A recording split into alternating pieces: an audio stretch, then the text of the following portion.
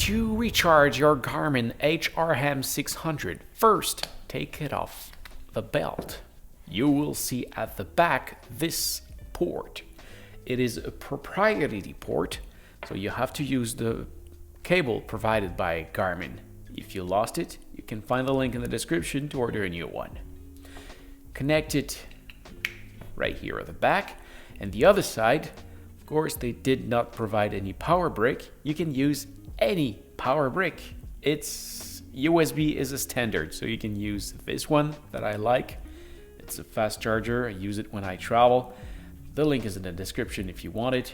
So you just connect it and you wait for it to charge, but because this one is not connected right now, I'm going to use this battery, and here you will see a light.